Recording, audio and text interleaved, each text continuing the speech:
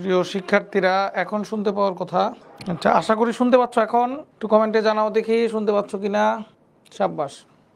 চলো আমরা তাহলে আমাদের প্রিপারেশনমূলক ক্লাস শুরু করতে যাচ্ছি। আজকে আমাদের ফিজিক্স ফ্রি ক্লাস এসএসসি 2025 সালের জন্য আমরা এখন শুরু করতে যাচ্ছি। এসএসসি 2025 সালের জন্য আমাদের যে ক্লাসগুলো হয়, আমরা তোমাদেরকে প্রমিস করেছিলাম আমরা কিছু তোমাদের জন্য ফ্রি ক্লাস নিয়ে দিব, আমরা কিছু গিফট ক্লাস নিয়ে দিব, এরকম আমরা একটা প্রমিস করেছিলাম তোমাদের সাথে। চলো তাহলে কথা না বাড়িয়ে আমরা সেই ক্লাসগুলি শুরু করতে চাই। কে কোত্থেকে ক্লাস করছো আমাকে একটু কমেন্টে জানিয়ে দাও তো। তোমরা কি আমাদের এনএসপির স্টুডেন্ট কিনা, অথবা এনএসপির স্টুডেন্ট কিনা, অথবা তোমরা কি বাইরে থেকে ক্লাস করছো সেটাও একটু জানাতে পারো চাইলে। চাইলে জানাতে পারো। আজকে কোন কোন চ্যাপ্টার পড়াবো বলতে পারো কিনা। কে কোত্থেকে ক্লাস করছো আমাকে একটু জানিয়ে দাও তো। কে কোত্থেকে ক্লাস করছো আমাকে একটু জানিয়ে দাও তো। নোয়াখালী থেকে ক্লাস করছে, নারায়ণগঞ্জ থেকে ক্লাস করছে, কিশোরগঞ্জ থেকে ক্লাস করছে। আর কোত্থেকে ক্লাস করছো? ঢাকা থেকে কেউ নাই, আমার স্টুডেন্ট কেউ নাই, ঢাকার স্টুডেন্ট কেউ নাই, সব ঢাকার বাইরের স্টুডেন্ট। যার ব্যাচ 112। বর্ষা আহমেদ। হ্যাঁ, কে কোত্থেকে ক্লাস করছো আমাকে জানাও। আজকে কোন কোন চ্যাপ্টার জানো কিনা তোমরা বলো তো আমাকে একটু, কোন কোন চ্যাপ্টার জানো তোমরা। হ্যাঁ, আমরা আজকে পদার্থের অবস্থা ও চাপ থেকে শুরু করে দেখি কতটুকু পর্যন্ত যেতে পারি।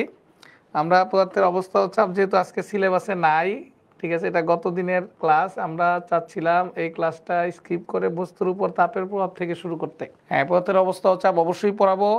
আমার মনে আছে আমি গতির কিছু অংশ শেষ করতে পারি নাই, আমরা বলের কিছু অংশ শেষ করতে পারি নাই। আমরা সেইগুলো অবশ্যই তোমাদের সাথে শেষ করব, তোমাদের সময় আছে, তোমরা কোনো চিন্তা করবে না।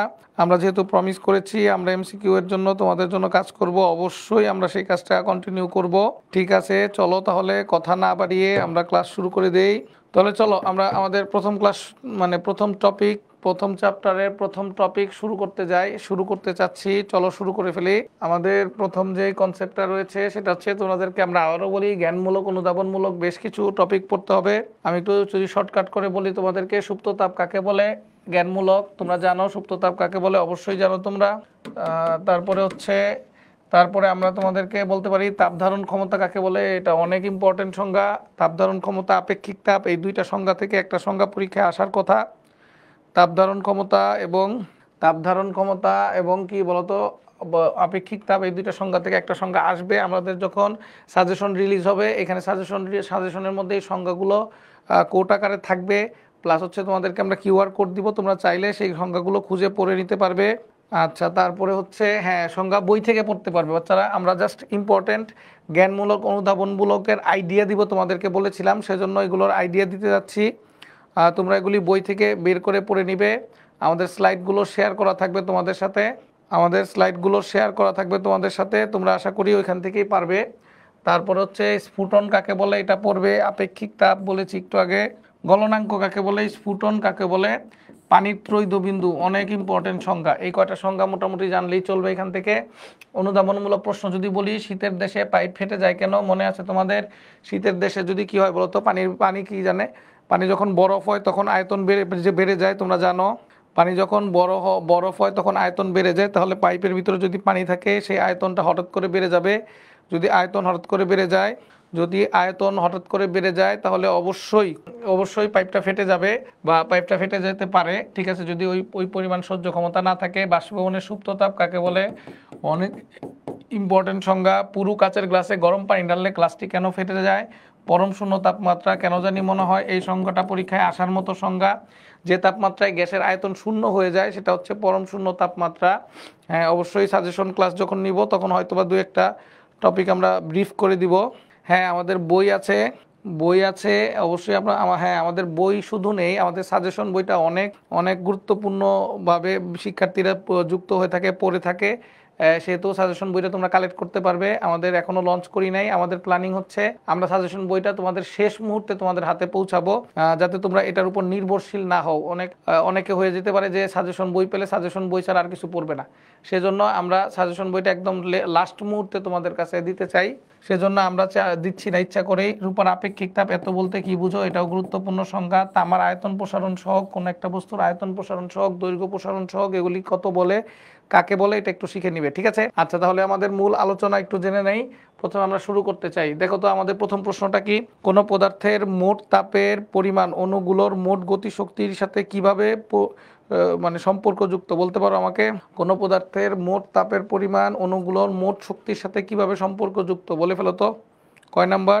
হ্যাঁ, আমাদের বইগুলো আমাদের পেজে ঢুকবে অথবা রকমারিতে সার্চ দিবে আমাদের বইয়ের নাম লিখে, তাহলেই দেখবে বই পেয়ে যাবে। নূর স্যারের নূর ফিজিক্স লিখে সার্চ দিলেই বই পেয়ে যাবে, অথবা আমাদের পেজে ভিজিট করলেও দেখবে পেজের মধ্যে বইয়ের ছবি দেওয়া আছে, সব কিছু লেখা আছে। পেজে ইনবক্স করলেও বই সম্পর্কে তোমাকে ডিটেলস জানাবে। আচ্ছা, আমি আমাদের টিমকে অনুরোধ করব আমাদের কমেন্টে বইয়ের লিঙ্ক দিয়ে দেওয়া যায় কিনা, সাজেশনের লিঙ্কটা শেয়ার করা যায় কিনা একটু দেখেন তো। আচ্ছা, তাহলে কোনো পদার্থের মোট তাপের পরিমাণ ওগুলোর মোট শক্তির সাথে কিভাবে সম্পর্কিত বলেন তো? সমানুপাতে সম্পর্কিত। হ্যাঁ, সমানুপাতে সম্পর্কিত। হ্যাঁ, তার মানে সমানুপাতিক। তার মানে যদি কি হয় বলতো, মোট তাপের পরিমাণ বৃদ্ধি পায় তাহলে অণুর গতি শক্তিও কি করে বলতো? বৃদ্ধি পায়। সাব্বাস, হ্যাঁ অ্যান্সার করেছে জুনায়েদুল ইসলাম অ্যান্সার করেছে। হ্যাঁ হয়েছে জুনায়েদ। হ্যাঁ, আনান অ্যান্সার করেছে। হ্যাঁ হ্যাঁ হয়েছে, গুড, ভেরি গুড। ঠিক আছে, তাহলে তোমরা তো জানো। দেখি আমরা একটু এগিয়ে যাই। প্রেসার কুকারে, বুকার তো না, এটা কুকার হবে। প্রেসার কুকারের চাপ কমানো হয়, কি করা হয় বলো তো? প্রেসার কুকারে কি করা হয় তোমরা জানো কিনা আমি একটু দেখতে চাই। প্রেসার কুকারে কি করা হয় কে জানো বলো তো? পিভি ইকুয়াল টু এনআরটির প্রতিপাদন যদি দেখাতেন sir. PV equal to NRT প্রতিপাদন আসবে না, তারপরেও তোমরা যদি দেখতে চাও আমি দেখানোর চেষ্টা করব।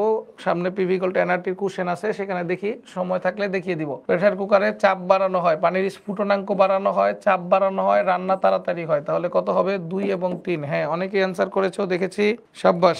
অনেকেই অ্যান্সার করেছো, গুড, ভেরি গুড। এগিয়ে গেলাম আমরা।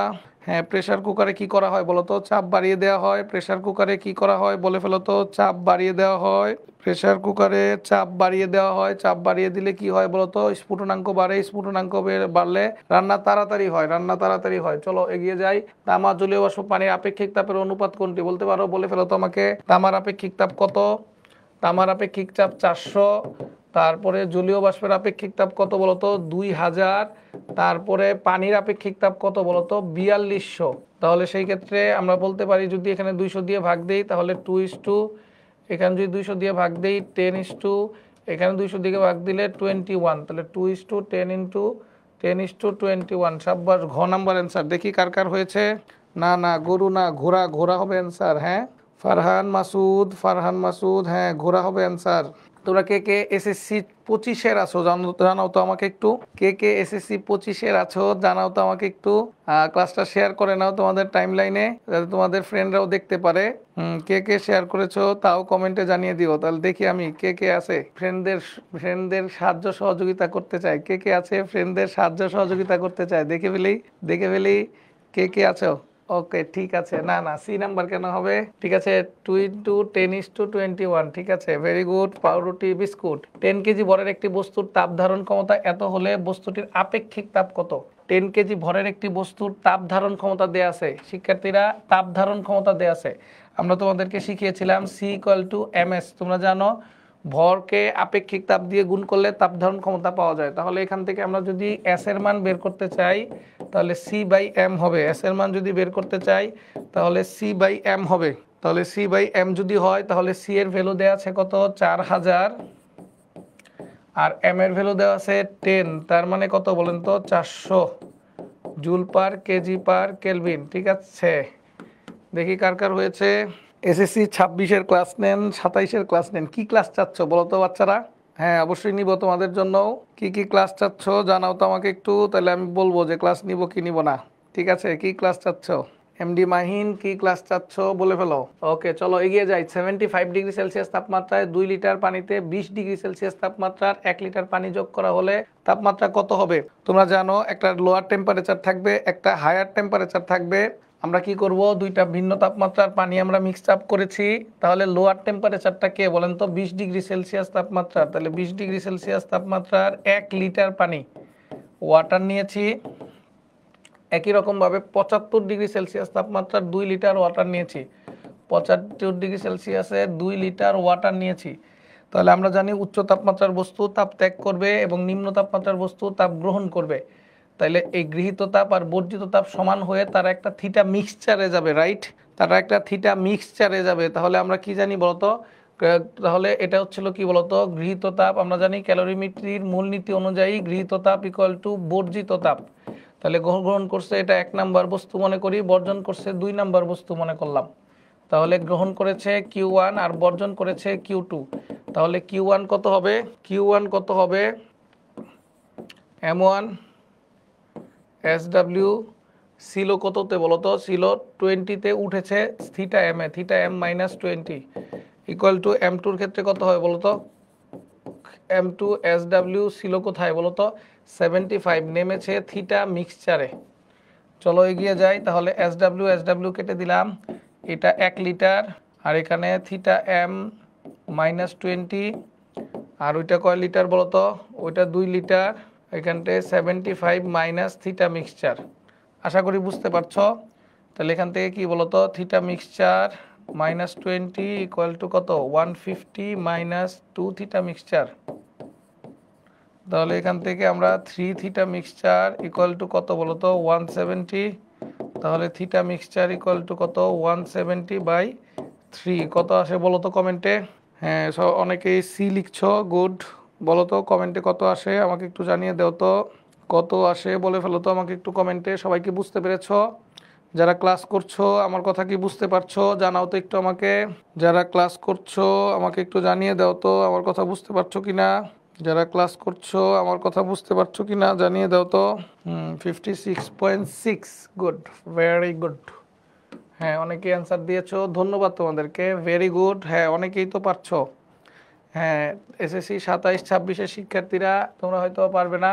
আচ্ছা দেখো, আমাকে বলছে সময় সাপেক্ষে বিভিন্ন তাপমাত্রার 4টি কঠিন পদার্থের অবস্থার পরিবর্তন লেখচিত্র দেয়া আছে, কোন পদার্থের গলনাঙ্ক সবচেয়ে বেশি।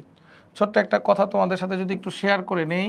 তোমরা জানো এখানে তাপমাত্রা বৃদ্ধি, এখানে তাপমাত্রার সুপ্ত তাপ গ্রহণ, এখানে তাপমাত্রা বৃদ্ধি, এখানে সুপ্ত তাপ গ্রহণ, এখানে তাপমাত্রা বৃদ্ধি।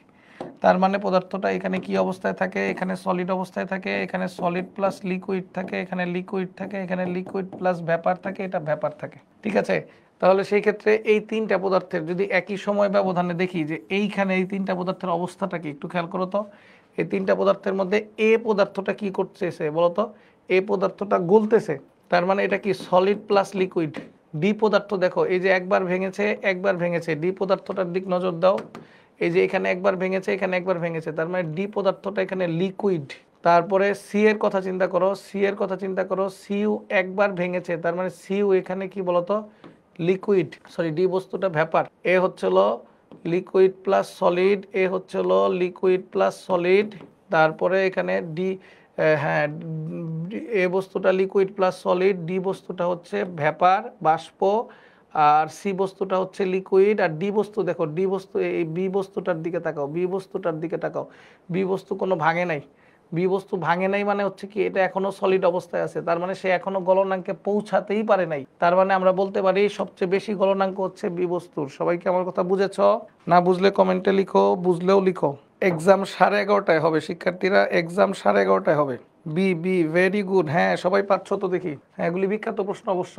এখানে সময় সাপেক্ষে ওই একই প্রশ্নের মধ্যেও যদি আমি সময় সাপেক্ষে জিজ্ঞেস করি যে 12 সেকেন্ড পর পদার্থগুলোর অবস্থা কোনটা কত বলতো, আমরা বলেছিলাম একটু আগে, এ হচ্ছে সলিড প্লাস লিকুইড, তারপরে বি বস্তু হচ্ছে সলিড, সি বস্তুটা হচ্ছে লিকুইড, আর ডি বস্তুটা হচ্ছে ভ্যাপার। তাহলে দেখো এ বস্তু কঠিন, মিথ্যা কথা, তার মানে এটা না।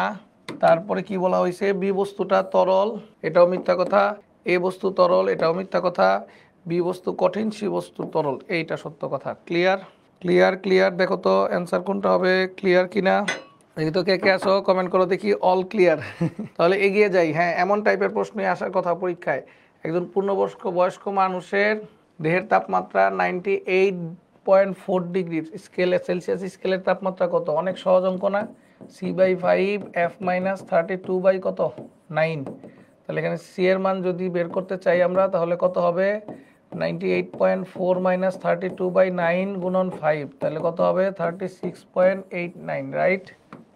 হ্যাঁ, ডিগ্রি সেলসিয়াস। বুঝেছো? এটা তো সবাই পারবা, ঠিক না? তোমরা যদি মনে করো বোর্ডের কোশ্চেন কঠিন হবে, বিষয়টা এরকম না। সব কঠিন হবে না, কঠিন হবে না বিষয়টা এরকম না। Very good. হ্যাঁ, যারা বড় লোক তারা বড় লোকই হয়, যারা গরিব তারা গরিবই হয়। যারা পারতেছে দেখি সব হচ্ছে, আর যারা পারছে না তারা কোনো কমেন্টই করছে না। কমেন্ট না করলে তো হেরে গেলেন। হ্যাঁ, কমেন্ট করো, কমেন্ট করো, তাহলে দেখবা ভালো লাগতেছে, আমার ক্লাস নিতে তোমাদেরও ক্লাস করতে ভালো লাগবে। বস্তু কর্তৃক গৃহীত তাপ অথবা বর্জিত তাপের পরিমাণ নির্ভর করে কোনটার উপর বলো তো আমাকে? গৃহীত বা বর্জিত তাপ কার উপর ডিপেন্ড করে? কিউ ইকুয়াল টু আমরা জানি এমএস ডেল থিটা, তার মানে ভরের উপর করে, উপাদানের উপর করে, তাপমাত্রার উপর করে না, তাপমাত্রার পার্থক্যের উপর করে। তাপমাত্রার উপর মূলত করবে না, তাপমাত্রার কিসের উপর বলতো? পার্থক্যের উপর। কোনটা গ্রহণ করবে কোনটা বর্জন করবে সেটা অবশ্যই তাপমাত্রার উপর ডিপেন্ড করবে, কিন্তু কোনটা গ্রহণ করবে কোনটা বর্জন করবে সেটা অবশ্যই তাপমাত্রার উপর ডিপেন্ড করবে, কিন্তু গ্রহণ বা বর্জন কতটুকু করেছে সেটা তাপমাত্রার উপর ডিপেন্ড করবে না, সেটা তাপমাত্রার পার্থক্যের উপর ডিপেন্ড করবে। তাহলে সেই ক্ষেত্রে কি হবে? 1 এবং 2। সাব্বাস, এগিয়ে যাই। দেখো, চাপ অপরিবর্তিত রেখে একই তাপমাত্রার পার্থক্যের জন্য নিচের কোন পদার্থের প্রসারণ সবচেয়ে বেশি? আমরা তোমাদেরকে বলছিলাম তরল, কঠিন থেকে তরলের প্রসারণ বেশি, তরল থেকে বায়বীয় পদার্থের প্রসারণ বেশি, প্লাজমার পদার্থের প্রসারণ আরও বেশি। তার মানে কি? কঠিন থেকে তরলের বেশি, তরল থেকে বায়বীয়র বেশি, বায়বীয়র থেকে প্লাজমার বেশি। তাহলে সবচেয়ে বেশি কার? দেখেন তো এখানের মধ্যে বায়বীয় পদার্থ কোনটা আছে বলেন তো? অক্সিজেন। তাহলে অ্যান্সার হবে কি বলেন তো? অক্সিজেন। ক্লিয়ার? মোটামুটি বেশ কিছু প্রশ্ন আমরা পড়ে ফেলেছি। আমরা যদি একটু শব্দ তরঙ্গে তোমাদের সাথে একটু আইডিয়া নিতে চাই, শব্দ তরঙ্গের ক খ নিয়ে যদি তোমরা আমাকে প্রশ্ন করো, তাহলে ক খর মধ্যে প্রথমে দশার সংজ্ঞা, অনেক গুরুত্বপূর্ণ সংজ্ঞা। ঠিক আছে? তরঙ্গস্থিত কোনো কণার গতির সামগ্রিক অবস্থাকে দশা বলে। তরঙ্গস্থিত কোনো কণার গতির সামগ্রিক অবস্থাকে কি বলে বলো তো? দশা বলে। তারপরে বলছে কম্পাঙ্ক কি? তোমরা জানো। সরল সন্ধিত স্পন্দন কাকে বলে? তরঙ্গ কাকে বলে? পূর্ণ স্পন্দন বিস্তার কাকে বলে? অনেক গুরুত্বপূর্ণ। প্রতিধ্বনি কাকে বলে? শব্দোত্তর তরঙ্গ কি? শব্দের প্রাবল্য অনেক গুরুত্বপূর্ণ। শব্দের তীক্ষ্ণতা অনেক গুরুত্বপূর্ণ। মোটামুটি এই কয়টা জ্ঞানমূলক প্রশ্ন একদম ঠোঁটের আগায় থাকতে হবে। এই কয়টা জ্ঞানমূলক প্রশ্ন ঠোঁটের আগায় থাকতে হবে। ঘোলা দেখাচ্ছে, এটা একটু স্ক্রিনশট যখন নিয়েছিল তখন একটু ঘোলা ছিল, আমরা যখন মানে পোস্ট দিব তোমাদের সাথে শেয়ার করব তখন এটা আরেকটু ক্লিয়ার করে দিব, ঠিক আছে? আর এই পাশে শব্দানুভূতির স্থায়িত্বকাল বলতে কি বুঝো? শব্দানুভূতির স্থায়িত্বকাল শীতকাল অপেক্ষা গ্রীষ্মকালে শব্দের বেগ বেশি হয় কেন? শব্দের বেগের পরিবর্তন কি কি বিষয়ের উপর নির্ভর করে? অনুদৈর্ঘ্য অনুপ্রস্থ তরঙ্গের পার্থক্য কি? সকল প্রতিফলনী প্রতিধ্বনি কেন সৃষ্টি করে না? কম্পাঙ্ক পর্যায়কালের মধ্যে সম্পর্ক স্থাপন করো। বায়ু মাধ্যম অপেক্ষা পানিতে শব্দের বেগ বেশি কেন? পুরুষের গলার কণ্ঠস্বর মোটা কিন্তু নারীদের কণ্ঠস্বর চিকন কেন? হ্যাঁ, তোমরা চাইলে, তোমরা যদি চাও, যারা পরীক্ষার্থী আছো তোমরা যদি চাও, তাইলে আমরা কিন্তু কি করতে পারি বলো তো? জ্ঞানমূলক অনুধাবনগুলো এগুলো এক্সপ্লেইন করে ভিডিও তৈরি করে তোমাদেরকে দিতে পারি তোমরা চাইলে। বলো, লম্বিক তরঙ্গ কি? আমাকে বলতে পারো লম্বিক তরঙ্গের আরও নাম আছে, নামগুলি বলতে পারো আমাকে। লম্বিক তরঙ্গের আরও কিছু নাম আছে, বলতে পারো আমাকে। লম্বিক তরঙ্গ হচ্ছে অনুদৈর্ঘ্য তরঙ্গ, আরেকটা নাম আছে দীঘল তরঙ্গ। লম্বিক তরঙ্গ হচ্ছে অনুদৈর্ঘ্য দীঘল তরঙ্গ। হ্যাঁ, এগুলি একটু মনে রাখতে হবে। পানি তরঙ্গ কি বলতো? অনুদৈর্ঘ্য না, পানি তরঙ্গ লুপ তৈরি করে, যেই তরঙ্গ লুপ তৈরি করে, ঠিক আছে, সেই তরঙ্গ। আলোক তরঙ্গ, পানি তরঙ্গ এগুলি কিন্তু লুপ তৈরি করে, তার মানে এগুলি কখনোই অনুদৈর্ঘ্য না। আলোক তরঙ্গ এটা অনুদৈর্ঘ্য না। শব্দ তরঙ্গ, তাহলে শুধু 3 নাম্বার হবে অ্যান্সার, রাইট। স্প্রিংয়ের তরঙ্গ, শব্দ তরঙ্গ এগুলি অনুদৈর্ঘ্য তরঙ্গ না। এ নাম্বার না, সি নাম্বার। মাহিয়া হচ্ছে না, সি নাম্বারটা হবে অ্যান্সার, ঠিক আছে? ওকে, এগিয়ে যাও। অনুদৈর্ঘ্য তরঙ্গের ক্ষেত্রে তরঙ্গ মাধ্যমের কণাগুলো স্পন্দনের দিকের সাথে কিভাবে থাকে? বলে ফেলো তো আমাকে। অনুদৈর্ঘ্য তরঙ্গের ক্ষেত্রে তরঙ্গের মাধ্যমের কণাগুলো স্পন্দনের দিকের সাথে কিভাবে থাকে? বলে ফেলো তো দেখি, কে কে পারো। অনুদৈর্ঘ্যের সমান্তরালে থাকে, আর অনুদৈর্ঘ্যের ক্ষেত্রে সমান্তরালে থাকে, এবং অনুপ্রস্থের ক্ষেত্রে লম্ব বরাবর থাকে। সমান্তরালে থাকে, সমান্তরাল মানে কিন্তু 0 ডিগ্রি অথবা 180 ডিগ্রি, ঠিক আছে? সংকোচন প্রসারণ, ঠিক আছে। চলো এগিয়ে যাই। চিত্রে এস একটি শব্দের উৎস, এবি পানির তল, শব্দের বেগ এত হলে ওই দিনের তাপমাত্রা। শব্দের বেগ এটা 0 ডিগ্রিতে দেওয়া আছে। পানির উচ্চতার সর্বোচ্চ কত হলে প্রতিধ্বনি শোনা যাবে? উচ্চতার সর্বোচ্চ কত হলে প্রতিধ্বনি শোনা যাবে? তাহলে আমার ফার্স্টে কি করতে হবে? 3.25 ডিগ্রি সেলসিয়াস তাপমাত্রায় শব্দের বেগ বের করে নিতে হবে। তাহলে আমরা 3.25 ডিগ্রি সেলসিয়াসের শব্দের বেগ বের করতে চাই। সেটা কি বলতো? 3.25 প্লাস 273 বাই 273 গুণন 330 কত আসে বলো আমাকে? এই তাপমাত্রায় ডি মিনিমাম কত হবে? ডি মিনিমাম হবে ভিটি বাই কত বলতো? 2। তাহলে ভি এর মান কত আসছে বলতো? এখান থেকে ডি মিনিমামের জন্য টি এর মান 0.1 বসাবো বা 2, কত আসে বলতো আমাকে? একটু বলে ফেলো তো। ডি এর মান কত আসছে, সি তো বুঝলাম, আমি আগে একটু বুঝে নেই বলে পরে তো ডি, ডি মিনিমাম, ভি এর মান কত এসেছে বলো তো একটু আমাকে, বি বলতেছো সি বলতেছো, ভি এর মান কত আসছে এটা বলো আগে। 16.518, 16.518 সবার কি ঠিক আছে নাকি দেখো তো। 331.95, 331.95, 331.95, 16.518, 16.518, তাহলে সেই ক্ষেত্রে এখানে এখানে উপরে রাখতে হবে 16.5, তাহলে সেই ক্ষেত্রে বাকি কতটুক বলো তো, বাকি 3.5 নিচে থাকতে পারবে, তার মানে পানি সর্বোচ্চ উঠলে কতটুকু উঠতে পারবে, 13.5 মিটার। এর থেকে বেশি উপরে উঠলে উপরে মিনিমাম ডিস্টেন্সের পরিমাণ খালি জায়গা থাকবে না, আর যদি মিনিমাম ডিস্টেন্সের পরিমাণ খালি জায়গা না থাকে তাহলে শব্দ শুনতে পাবা না, শব্দ শুনতে মানে প্রতিধ্বনি শুনতে পাবা না। তার মানে কি বলতো, পানির উচ্চতা সর্বোচ্চ কতটুকু উঠতে পারবে, 13.5 মিটার উঠতে পারবে। দেখো তো বুঝতে পেরেছো কিনা। 16.59 আসে, 598, ও আচ্ছা আচ্ছা 518 বলছে আমাকে একজন, 598 আসে, হ্যাঁ ওকে, তাহলে এটা ভুল হয়েছে, 598 আসে। তাহলে 598 যদি হয় তাহলে সেই ক্ষেত্রে 16.6 হবে এটা, হ্যাঁ 16.6, তাহলে এটা 16.6 হলে তখন কিন্তু আবার 16.6 হলে তখন এটা কিন্তু আবার 3.4 হবে, তখন কিন্তু আবার 13.4 হবে। ঠিক আছে ঠিক আছে, তাহলে অ্যাকুরেট অ্যান্সার নিলে 13.4ই আসে। ওকে, থ্যাংক ইউ ভেরি মাচ। ওকে চলো এগিয়ে যাই। উপরের চিত্র অনুসারে কত সময় পর প্রতিধ্বনি শোনা যাবে বলো তো, এখানে কত সময় পর প্রতিধ্বনি শুনতে পাবো আমরা, কত সময় পর প্রতিধ্বনি শুনতে পাবো বলে ফেলো তো। টাইমের সূত্র কী ছিল বলো তো, 2D বাই কত বলো তো, ভিএস।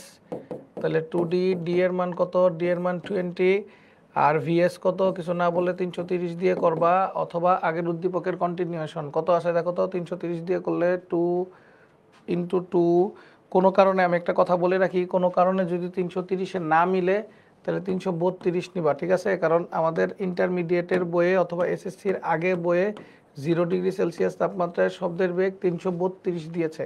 আর যদি এটা আগের উদ্দীপকের কন্টিনিউয়েশন হয় তাহলে আগের উদ্দীপক 331 দশমিক কত 325 আসছিল, সেটা দিয়ে করা যাবে।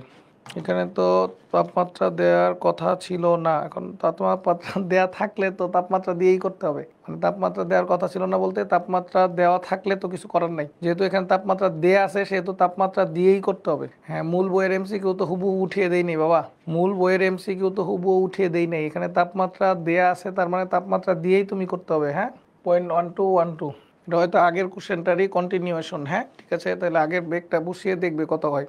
ওকে চলো এগিয়ে গেলাম। হ্যাঁ, গুরুত্বপূর্ণ অঙ্ক, এই টাইপের অঙ্ক আসতে পারে পরীক্ষায়। একটি শব্দ উচ্ছের কম্পাঙ্ক দেয়া আছে, তরঙ্গ দৈর্ঘ্য দেয়া আছে, তরঙ্গটি এত মিটার যেতে কত সময় নেবে। আমরা বলছিলাম শব্দ আলো এগুলি সমবেগে চলে, সমবেগে পৃথিবীতে সূত্র একটা, এস ইকুয়াল টু কত ভিটি, তাহলে টি ইকুয়াল টু সূত্র কি এস বাই ভি, এস এর মান কত বলো 2500 মিটার, আর ভি এর মান কত বের করতে হবে, কম্পাঙ্ক দেওয়া আছে, তরঙ্গ দৈর্ঘ্য দেওয়া আছে, তাহলে V equal to F lambda, F এর মান কত 1000, আর ল্যামডার মান 0.1, তার মানে কত 100 মিটার পার সেকেন্ড, তাহলে এখানে 100 দিয়ে ভাগ দিলে 25 সেকেন্ড। সাব্বাস, বুঝতে পেরেছো কি না দেখো, উদ্দীপকে কন্টিনিউয়েশন না হলে এত সেকেন্ড আসে, আর কন্টিনিউয়েশন হলে 0.1205 আসে। ভেরি গুড আনান, আনান ঠিক আছে, তাহলে উদ্দীপকের কন্টিনিউয়েশনই হবে। ঠিক আছে, ধন্যবাদ আনান। লাইলা লিপি লিখেছে 0.1212 এসেছে, তাহলে কি অ্যান্সার এ হবে না বি হবে বাবা, এটা ওই আগের উদ্দীপকটার কন্টিনিউয়েশন ছিল। হ্যাঁ, আগের উদ্দীপকটার কন্টিনিউয়েশন ছিল, আগের উদ্দীপকের মানটা যদি বসাও তখন কি হবে বলতো 331 দশমিক কত 25 না কত আসছিল, সেটা যদি বসাও তাহলে কি হয় বলতো এইটুকু অ্যাকুরেট এই মানটাই আসবে। ঠিক আছে, আর 1212 আসলেও কাছাকাছি, কিন্তু 0.1 না, 1212 আসলেও কাছাকাছি এই মানটাই। Good good good, very good. চলো এগিয়ে যাই। এটা কি বুঝতে পেরেছো? আশা করি বুঝতে পেরেছো। হ্যাঁ, এখানে আসো। 20°C তাপমাত্রায় সৃষ্ট শব্দ তরঙ্গ দৈর্ঘ্য 20 সেন্টিমিটার হলে পর্যায়কাল কত। বাতাসে সৃষ্ট তাপমাত্রা দেওয়া আছে, তাপমাত্রা দেওয়া আছে, তাহলে শব্দের বেগ বের করে নিতে হবে। 20 প্লাস কত 273 বাই কত 273 গুণন কত বলতো 330 metre per second, 330 metre per second. তাহলে এখান থেকে আমরা কি করব, ভি এর মানটা বের করে নিব, ভি এর মানটা বের করে নিব। তারপরে পর্যায়কাল চেয়েছে, ভি ইকুয়াল টু আমরা জানি এফ ল্যামডা, তাহলে F equal to V by lambda, ওইখান থেকে যদি টি বের করো, টি হচ্ছে ল্যামডা বাই ভি। ল্যামডার মান দেওয়া আছে 20 সেন্টিমিটার, তাহলে 0.2 আর ভি এর মান দেওয়া আছে হচ্ছে কত 20°C যত হয় তত এখানে বসিয়ে দিবা। দেখো তো কত আসে, বলে ফেলো তো, ঝটপট বলে ফেলো, দেখি কে সবার আগে অ্যান্সার দিতে পারে। তরঙ্গের ক্ষেত্রে সমীকরণ কোনটা সঠিক দেখো তো। V equal to F lambda, lambda equal to V by F, সত্য কথা। তারপরে F equal to 1/t, F T equal to 1, সত্য কথা। তারপরে V equal to F lambda by F, এটা তো মিথ্যা কথা। 1 আর 2 হবে। ওকে, একদম সহজ জিনিস, একদম সহজ জিনিস। চলো চলো এগিয়ে যাই। চিত্রে তরঙ্গটির বিস্তার কত বলে ফেলো তো দেখি। তরঙ্গটির বিস্তার কত? 5 মিটার না? এটা কি বিস্তার না এইটা বিস্তার? বলে ফেলো তো আমাকে। এটা তরঙ্গ দৈর্ঘ্য আর এইটা বিস্তার, ঠিক আছে। তরঙ্গস্থিত কোনো কণা সাম্যাবস্থা থেকে যে কোনো একদিকে সর্বোচ্চ যে পরিমাণ যাবে তাহলে কি হবে 2 সেন্টিমিটার। এ কেন হবে? এ কেন হবে? এটা তো তরঙ্গ দৈর্ঘ্য। এ কত তরঙ্গ দৈর্ঘ্য? এটা তো তরঙ্গ দৈর্ঘ্য বাবা, এটা তরঙ্গ দৈর্ঘ্য। বিস্তার কোনটা? বিস্তার হচ্ছে সাম্যাবস্থা, এটা হচ্ছে সাম্যাবস্থা। সাম্যাবস্থান থেকে যে কোনো একদিকে তরঙ্গটা সর্বোচ্চ যে পরিমাণ গেছে, এই কণাটা উপরে উঠছে, এই কণাটা উপরে উঠছে, এখন সবচেয়ে বেশি কতটুকু গেছে বলো তো? 2 সেন্টিমিটার গেছে। তাহলে এটা দিয়ে বিস্তার বুঝাবে, আর আনুভূমিক যে দূরত্ব এটা দিয়ে তরঙ্গ দৈর্ঘ্য বুঝাবে। তাহলে অ্যান্সার হবে 2। ক্লিয়ার ক্লিয়ার, অ্যান্সার হবে 2। ও চিত্র দেখা যায় না, আমি দুঃখিত। চিত্র কেন যে দেখা যায় না? চিত্র কেন যে দেখা যায় না? ওই চিত্র বড় হ, ওই চিত্র বড় হ। এবার ঠিক আছে, এবার দেখা যায়, এবার দেখা যায় কি বুঝতে পেরেছো? এটা হচ্ছে তরঙ্গ দৈর্ঘ্য আর এটা হচ্ছে বিস্তার। চলো এগিয়ে যাই। তরঙ্গটি 50 কম্পনে কত দূরত্ব যাবে? কোন তরঙ্গটি? এই তরঙ্গটা, এই 5 মিটার তরঙ্গ দৈর্ঘ্যের তরঙ্গটা 50 কম্পনে কত দূর যাবে বলে ফেলো তো আমাকে। 50 কম্পনে কতটুকু যাবে? তাহলে S equal to N lambda. তাহলে 50 কম্পাঙ্কে 5 মিটার করে, 5 5 25, 250 মিটার যাবে। ক্লিয়ার? বুঝতে পেরেছ? তরঙ্গ দৈর্ঘ্য থেকে কি বিস্তার নির্ণয় করা যায়? না বাবা, তরঙ্গ দৈর্ঘ্য থেকে বিস্তার নির্ণয় করা যায় না। বিস্তার পুরোপুরি বিষয়টা আলাদা। বিস্তার পুরোপুরি বিষয়টা আলাদা। তোমাদের বই অনুযায়ী, তোমাদের বই অনুযায়ী ইন্টারমিডিয়েটের কনসেপ্ট আলাদা। তোমাদের বই অনুযায়ী বিস্তার শুধুমাত্র তুমি তীব্রতা থেকে বা শক্তি থেকে বের করতে পারবা। শব্দের শক্তি বা তীব্রতা, শব্দের তীব্রতার সাথে বিস্তারের শুধু সম্পর্ক আছে। তীব্রতাকে আই দিয়ে লিখি, তীব্রতা বিস্তারের বর্গের সমানুপাতিক। তোমাদের বই অনুযায়ী আর কি, তীব্রতা বিস্তারের বর্গের সমানুপাতিক। ইন্টারমিডিয়েটে আরো সূত্র আছে, অনেক কিছু দিয়ে বিস্তার বের করা যায়। তোমাদের বই অনুযায়ী বিস্তার শুধুমাত্র, বিস্তারের সম্পর্ক শুধুমাত্র শব্দের তীব্রতার সাথে। তীব্রতা মানে এনার্জিও বলতে পারো, এনার্জির সাথে বর্গের সমানুপাতিক। অর্থাৎ কি বলতো, I2 বাই কত? I1 equal to A2 by কত? A1 whole square. আশা করি বুঝতে পেরেছ, আশা করি বুঝতে পেরেছ। ওকে ওকে, চলো এগিয়ে গেলাম। উল্লেখিত চিত্র অনুযায়ী কোন অবস্থানে প্রতিধ্বনি শুনতে পাবে? আমরা জানি প্রতিধ্বনি শোনার মিনিমাম ডিস্টেন্স হইতে হবে কত বলে ফেলো তো। 16.5 মিটার নাকি? 16.5 মিটার মিনিমাম ডিস্টেন্স কত হইতে হবে বলে ফেলো তো। ডি মিনিমাম হচ্ছে 330 গুণন কত? 0.1/2। তাহলে কত বলুন তো? 16.5 মিটার। তাহলে এখানে দেখো তো কত মিটার দূরে আছে। এটা কত দূরে আছে বলো? এটা আছে 4 মিটার দূরে, এটা আছে কত? 9 মিটার দূরে, এইটা আছে কত? 19 মিটার দূরে। তার মানে শুধুমাত্র কে শুনতে পাবে? শুধুমাত্র এ শুনতে পাবে। হয়েছে হয়েছে, good good good, very good, পাউরুটি বিস্কুট। চলো, 0°C তাপমাত্রায় প্রতিধ্বনি শোনার জন্য বি অবস্থানের কত দূরত্ব পরিবর্তন করতে হবে? বি অবস্থান মানে আগের চিত্রের বি অবস্থান বুঝাইছি। তাহলে বি অবস্থানের এখন দূরত্বটা কত বলতো? 19 মিটার। 19 মিটার, সরি, এখন দূরত্বটা হচ্ছে 9 মিটার। তার মানে তোমার ন্যূনতম দূরত্ব লাগবে কত? ডি মিনিমাম আছে কত বলতো? ডি মিনিমাম লাগবে হচ্ছে 16.5 মিটার। তাহলে 16.5 থেকে 9 বিয়োগ করব, তাহলে 9 দুগুণে 18, তাহলে এখানে 7.5 মিটার। ন্যূনতম পরিবর্তন করতে হবে কত বলতো? 7.5 মিটার। তোমরা কি আমার কথা বুঝতে পেরেছো? আমাকে বলা হয়েছে বি অবস্থানে যদি আমি প্রতিধ্বনি শুনতে চাই তাহলে দূরত্ব ন্যূনতম কত বাড়াইতে হবে বা কত চেঞ্জ করতে হবে বলতো? ন্যূনতম দূরত্ব লাগবে 16.5, দূরত্ব আছে 9। তাহলে 16.5 থেকে 9 বিয়োগ করলে আসে কত? 7.5। কথা বুঝতে পেরেছো কিনা বলো আমাকে। মাসুদ বলছে, সরোয়ার আক্তার মাসুদ, চ্যাপ্টার 5-এর সিলেট বোর্ডের 23 নাম্বার কোশ্চেনে, বোর্ডের 23-এর কোশ্চেনে সমস্যা ছিল। বাবা তুমি কি আমাদের একাডেমির স্টুডেন্ট? টেম্পারেচার ম্যাটার করবে না স্যার, টেম্পারেচার তো দেয়া আছে 0 ডিগ্রি, 0 ডিগ্রি টেম্পারেচার দেওয়া আছে তো বাবা, যদি অন্য টেম্পারেচার দেওয়া থাকতো অবশ্যই ম্যাটার করতো, কেন ম্যাটার করবে না? অ্যাডভোকেট সারোয়ার আক্তার মাসুদ আইডি থেকে যে কথা বলছো সে কি আমাদের স্টুডেন্ট না বাইরের স্টুডেন্ট বলে ফেলো তো আমাকে। স্যার এর আগেরটাতে তো কিছু বলে নাই বাবা, কোনো টেম্পারেচার তো বলেছে, ও মাই গড, আগেরটায় তো টেম্পারেচার বলেছে, সরি সরি সরি, টেম্পারেচার তো বলেছে 303, আমি তো 273 বের করেছি, তাহলে অবশ্যই ম্যাটার করবে। ভি ইকুয়াল টু কত বলেন, √303 ভাগ 273 গুণন কত বলো তো, গুণন হচ্ছে 330, কত আসে এখানে বলো তো আমাকে একটু, কত আসে বলে ফেলো তো আমাকে, বেগটা কত আসে, কত আসে বলে ফেলো, বলে ফেলো তো এখানে কত আসে, কোনো কিছু আসে না, আমার কথা শুনো না। 347.65, 347.65, তাহলে ওইটা করলে কত আসে, গুড গুড গুড, হ্যাঁ অনেকেই তো আসো, অ্যান্সার দিত 17.38, তাহলে এখানে 347.65, 17.38, 497 করতে গেছে, আল্লাহ জীবন নাহার 497 কেমনে আসলো? অ্যান্সার তো কই হবে, মানে অন্যগুলি তো হওয়ার সুযোগ নাই, এটার অ্যান্সার কই হবে, কিন্তু এটার সাথে তো পরেরটা ডিপেন্ড করবে, তাহলে পরেরটা কি হবে, 9 মিটার থেকে আমাদের কি বাদ দিয়ে দিতে হবে, 9 মিটার থেকে এখানে 17.34 আছে, 17.34 থেকে 9 মিটার বাদ দাও, তাহলে কত আসে বলো তো,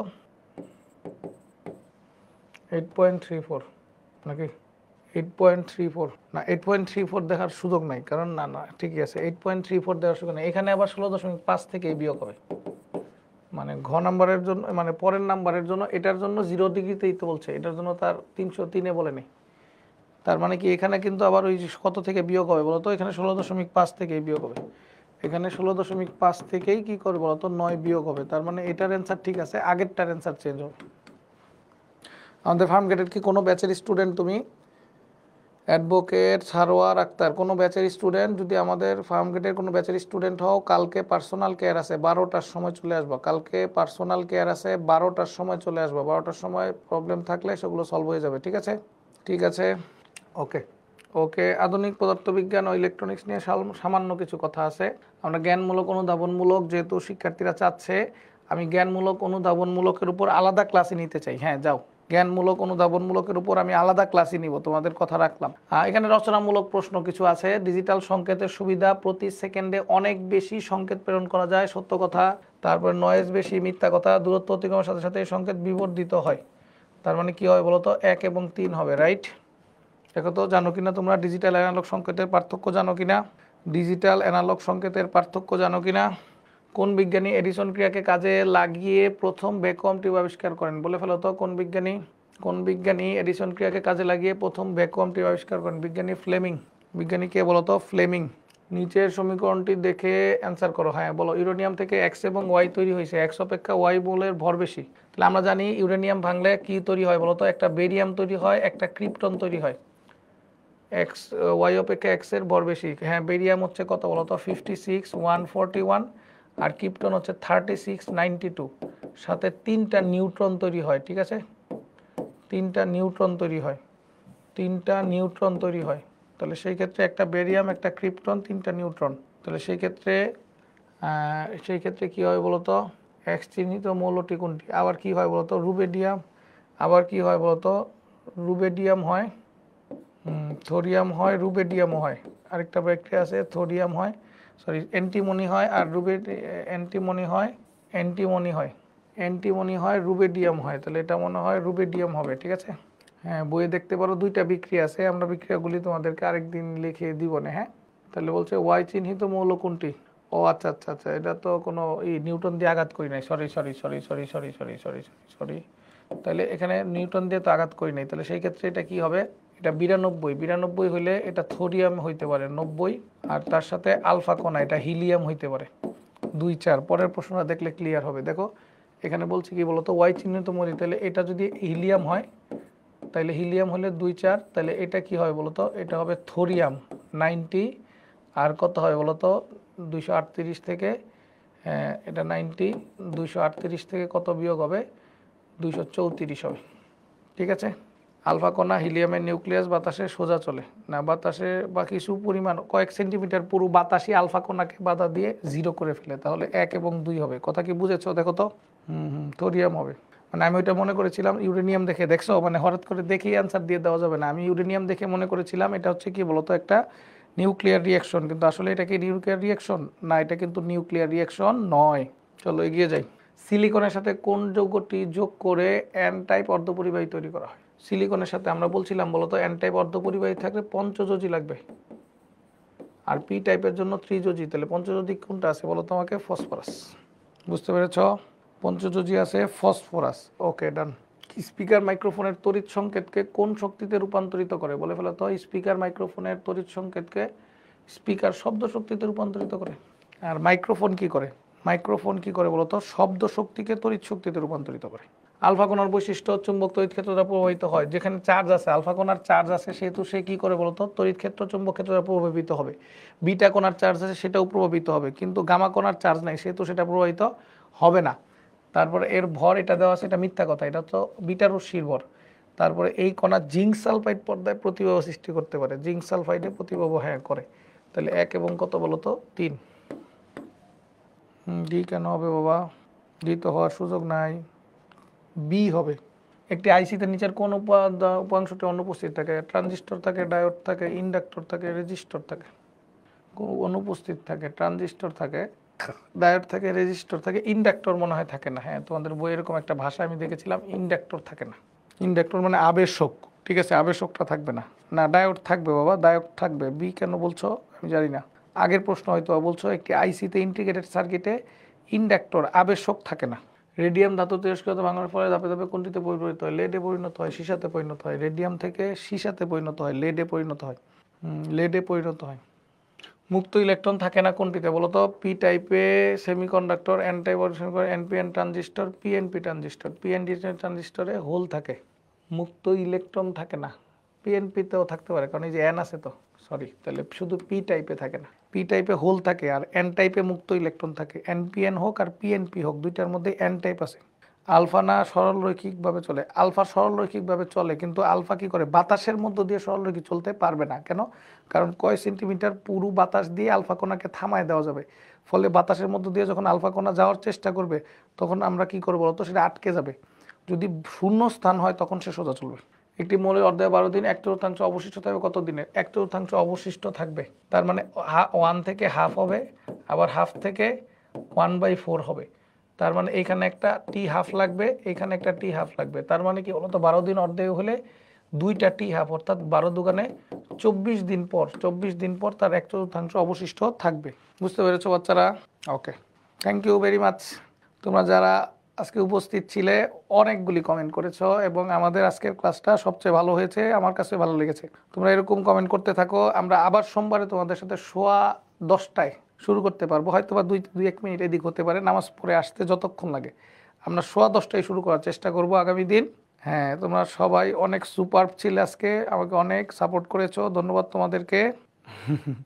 আচ্ছা হ্যাঁ, তোমাদের এই রিকোয়েস্ট আমি রাখবো, জ্ঞানমূলক অনুধাবনমূলকের উপর আলাদা ভিডিও আসতেছে, যাও।